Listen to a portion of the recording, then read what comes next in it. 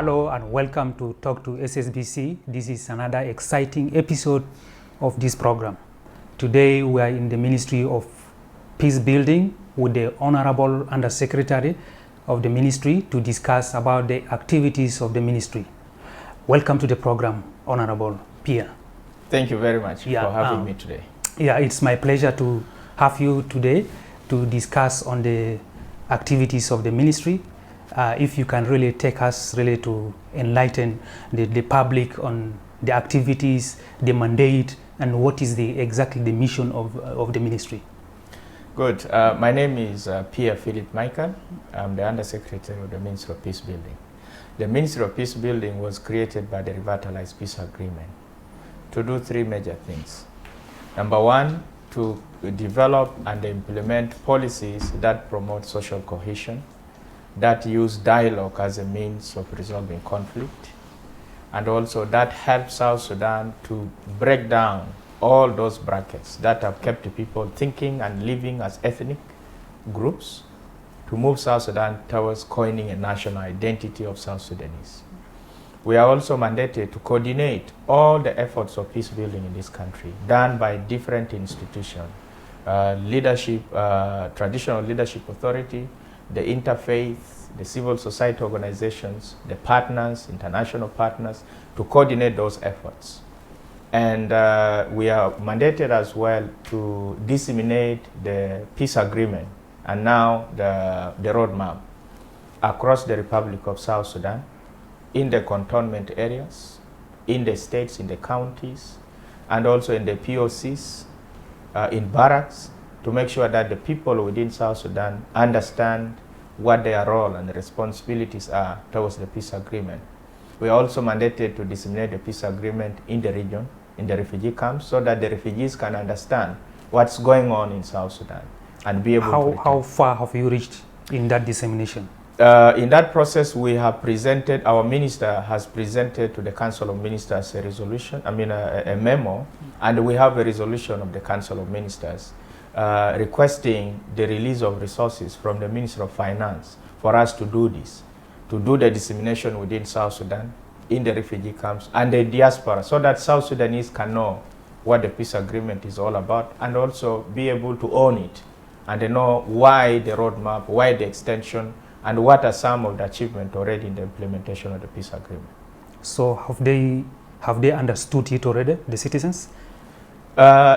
Not to the extent possible, because we have not reached out, because we have not done this dissemination yet, but the government... still planning? We are planning. We have a plan ready, but we are waiting for the Minister of Finance to release the necessary resources for us to roll this out. So what approaches are you going to use to do that activity?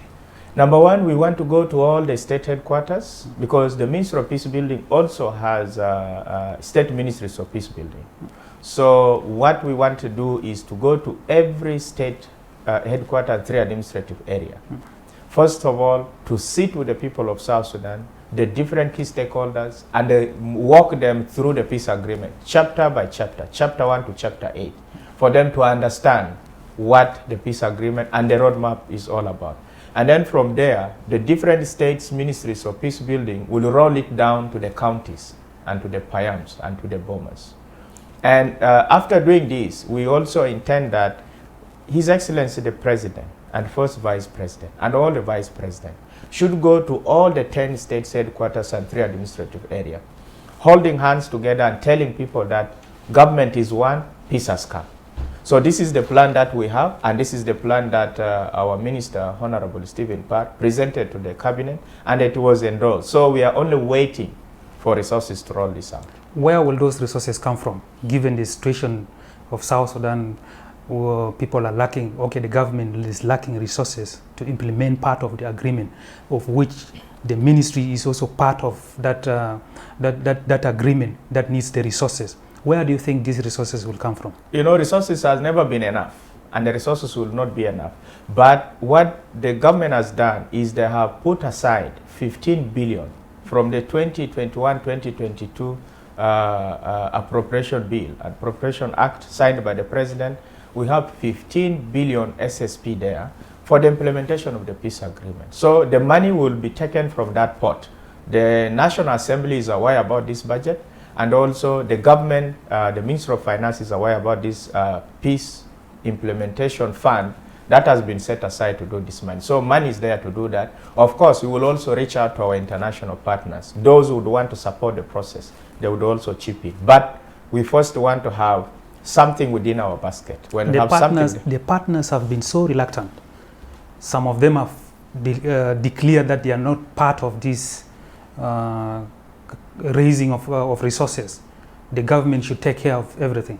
What do you have to say about this? The government is already doing a good job. You know, in the beginning, you know, this peace agreement is not like the CPA. Some partners were reluctant. They thought that the government will not be able to take it forward. But trust you me, that there is a lot of success now, because all the milestones achieved by the government in the implementation of the peace agreement is funded single-handedly by the government. Some few partners have put in some money in one or two activities, but the government has shown the political will.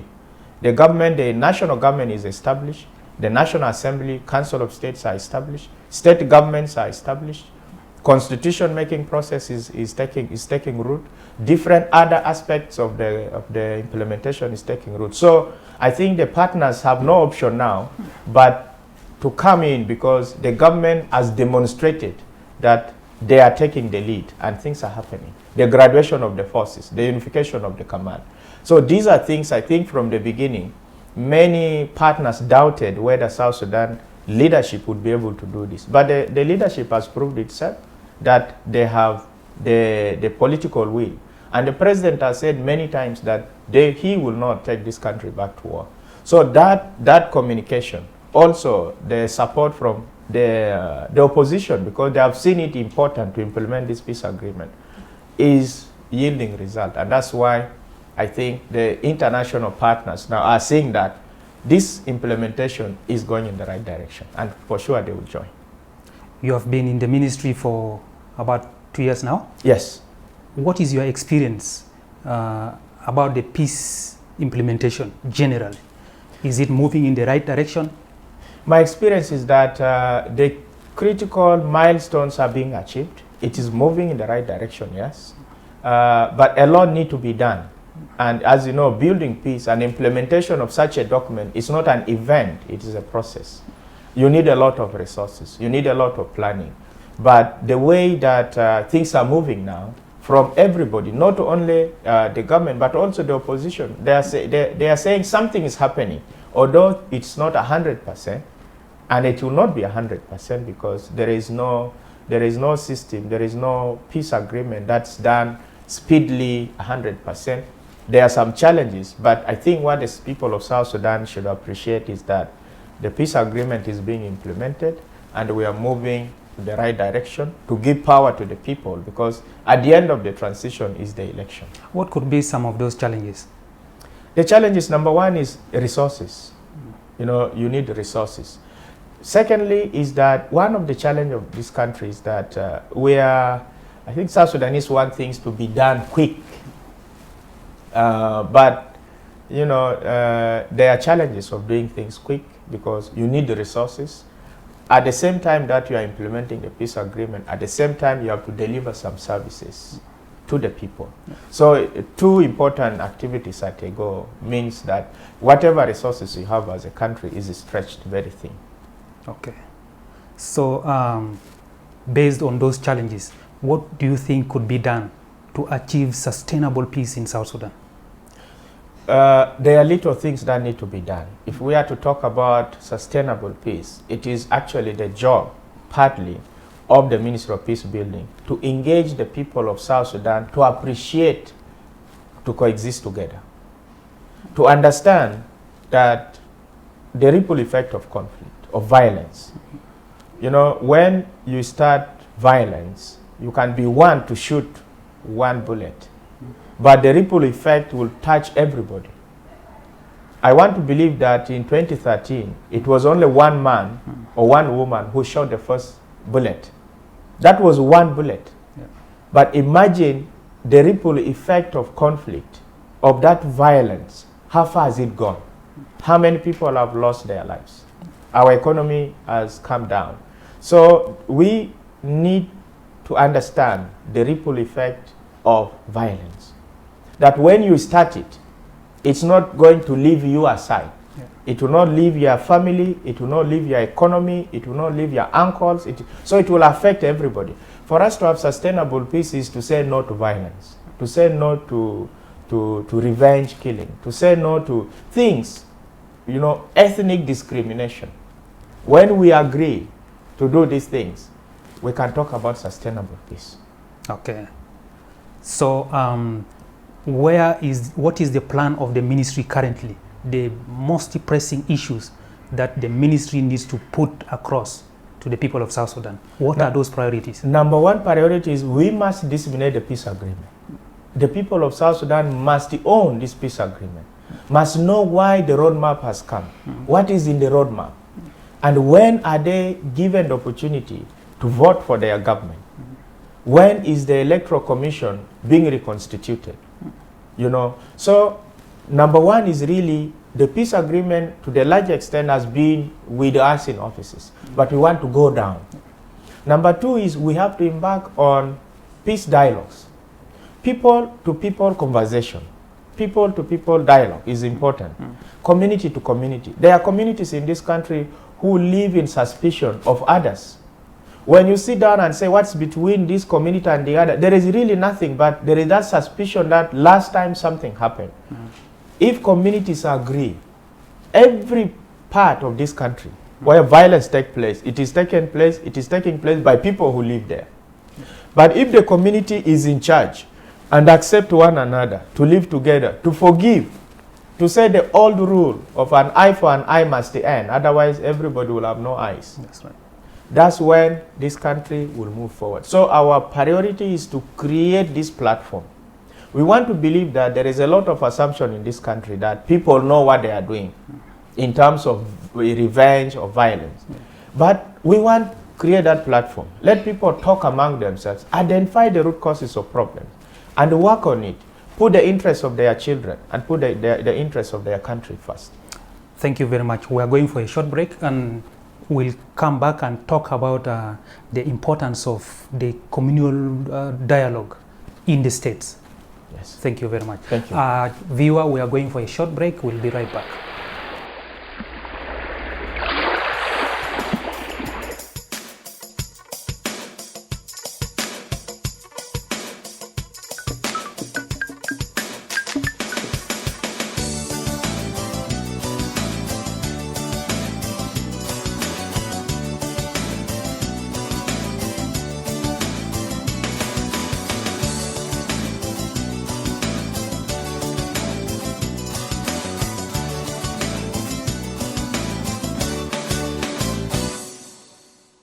Hello, welcome back from that short break. I'm still with the Honorable Undersecretary in the Ministry of Peace Building, Honorable Pia Philip Michael. We are still discussing about the activities of the ministry, the way forward, and what the people should expect in the near future. Welcome back. Welcome back, Honorable. Thank you. Yeah, so if you can just take us through what the ministry has put in place in terms of communal violence mitigation, or how have you engaged with the communities in the states? Yeah, thank you very much. Our plan as a ministry to mitigate violence in the communities, number one is to ensure that the young people, the youth, have sustainable livelihood skills. If they are pastoralists, for example, and they have cattle, the cattle produce milk. To have sustainable livelihood there is that they should be able, number one, to add value to their milk. Number two, they should be able to take their milk to the market. They should be able to use those resources to improve their lives. And if they are farmers who are producing crops, they should be able to have improved seeds, to have tools. They should be able to add value to their maize and have access to the market. So when the young people or the youth of this country and women have something to lose, then violence will not be an alternative. But when a human being has nothing to lose, then violence is the alternative. If our women, for example, lose what? What do you mean when somebody has to lose something? Imagine, for example, if you have your business and then you don't want to lose it, you cannot leave it to go and fight, because you lose your business, you lose your capital, you lose, your money. Yeah.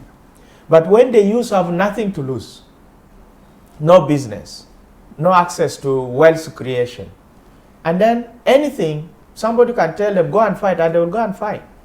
So sustainable livelihood skills, access to market, value addition to the product is something that we are promoting. We want to promote for the young people of this country. Our women, economic empowerment. A woman at home should have a startup capital, should be able to have some money to put food on the table, not only depend on the man. And this is where we have the GBV, the gender-based violence. If a woman is depending on the man, and the man doesn't have to give, and the woman is asking the man to give, sometimes we men, we lose our mind. Yeah. And this is why people fight at home. That's very true. So to have a sustainable peace in communities among the young people of South Sudan, we need to build resilience.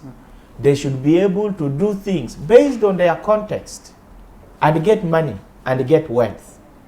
These people, they will need to be supported, because to build their resilience, to build their capacities, it all involves even resources. Like there's this policy for the youth, the youth enterprise development policy, which is supposed to develop the capacities of the youth. And such policies are not in place. No, something is happening with the Minister of the Minister of Youth and Sports. The Honorable Minister, I've had him several times, including the office of the Vice President, Mama Rebecca Yande. There is some resources that is coming out to supporting the youth. So when you do this and the youth are empowered, that's what we call disarmament of the mind and of the heart. We believe that disarmament is good, taking away the gun, but it's not good enough. If you take away the guns today, every gun from every youth in the cattle camp, for example, and you don't give them alternative, sustainable livelihood skill, they will look for the gun by all means. How does the Ministry of Peace Building empower the youth and the women? We are empowering the women and the youth by, we are talking to our partners and to our government to say, if you want to do disarmament, the best disarmament is disarmament of the mind and disarmament of the heart, giving them alternative, sustainable livelihood skill than the gun. And so we are working together with our other partners, other institutions, to ensure that the youth are empowered, are encouraged, vocational training is given. And not only vocational training, but vocational training together with startup kits. Because you don't just train me in sewing or in producing chairs without giving me the tools to start doing it. Yeah. So we are encouraging this to happen. But the young people, more especially those ones who grew up during the war, they are exposed to extreme kind of lifestyle that, they have that bitterness in them, making them uncomfortable, that they cannot really easily resolve issues within themselves. What is the ministry doing in terms of creating activities that can change the mental attitude of these people? Trauma healing. We are working with UNDP now. Today we'll be launching a trauma healing and counseling psychosocial support manual. But what we need to do is to take this across the country. Our people have gone through a lot. Psychosocial support and trauma healing is a very tedious engagement. You need like 1 month to talk to a youth who is so much traumatized. Sometimes you talk to them for 30 minutes, they start to cry because they have gone so much in a lot of challenges. So we are encouraging psychosocial support, trauma healing, and counseling to the youth. But that's not good enough. That's not enough. We need to engage the youth in activities, sports activities. We need to create platform where you just get like 2-3 days. I'm actually talking to some of our partners that we need to have like a picnic for youth. Bring them together They can be, 500 and so. Let's just talk about this country, Republic of South Sudan. Let's just have a chat about the importance of the youth, the importance of this country. How do we cherish this country? How do we build patriotism? The sense of belonging? Because South Sudan is the only country that we have. Yeah. And if we despise it, and we lose it, and we become stateless, this will not be settled well with the spirits of our parents who have sacrificed so much, including their blood. So with the youth, there is psychosocial support, engagement. We need to have like dialogue, just create dialogue, a platform for people, for the youth to come together and have a conversation about what their roles are vis-a-vis their country. At what level do you say at least a country has peace? Peace is a very elusive word. And you only feel peace in its absence. When you are in peace, you don't feel that peace is here. But when there is no peace, that's when you feel that you are missing something, you are missing peace. And peace can be created by individual. I can create my peace of mind. I can believe that I work for the government, my salary is this much, so I cannot eat chicken every day, or I cannot go look for very expensive food because my salary is this. So I create my peace of mind. I tell my family, we will not take milk every time. So that's my peace of mind. I live within my limits. I've created peace for myself by living within my limit. Also, people can create peace for themselves. To ensure that you must coexist with your neighbor, you take a step. Go to that neighbor whom you see as an enemy, where you beat your children not to play with their children. Go to them because you have carried them a lot in your mind, and that gives you a lot of stress. You reach out. So it is when human beings decide to be peaceful. That's when peace can never be taken by force. No indicators that at least South Sudan is living in peace. There are many indicators that we are living in peace. What could those indicators be? One indicator is today you came here freely. You are not attacked by anybody, by guns. There is no fighting happening, at least in Juba. Many corners of our country today, this morning or this afternoon, is quiet. But also we must understand that there is no maximum peace. If there would be maximum peace, maybe a country like, for example, America, I think it would only be traffic lights directing the traffic. There would be no police. Yeah. In London, big democracies, everything is set. Buses for everybody, where to work, economy. So I believe personally that there can be no 100% peace, because human beings are created in a way that there are those who are disgruntled, who would want to solve their own problem. So you cannot have 100% peace. But South Sudan now, we are enjoying some peace. Taking, for example, some behaviors like tribalism, nepotism, corruption, are these good for any peaceful country? No. How do we avoid these kind of things? Because we find them so much in South Sudan. Don't you think these are the real enemies of our peaceful coexistence in South Sudan? What is the ministry doing to avoid these kind of behaviors? Yeah. Look, one thing, last week we celebrated the International Day of Peace, where we talked about the national theme that we came up with, end ethnic discrimination, build peace in diversity. While the global theme was end racism and build peace. So in other parts of the world, there is a lot of racism where people fight against race. Some countries in Africa, I don't want to name any country, are experiencing this. There are some clashes in some countries about racism. Why are you here? Who are you? And so on. Yeah. So what the ministry is doing about ending ethnic discrimination is dialogue. Yeah. We really want to promote what are the disadvantages of ethnic discrimination. What are you losing when you go ethnic in getting what you want? Who told you that the skills you need are only with your ethnic group? There is somebody who is not from your ethnic group. So we should be driven by interest, but not by ethnic background. Yeah. Why do you support a politician, for example, who want to be a member of parliament just because he's from your ethnic group?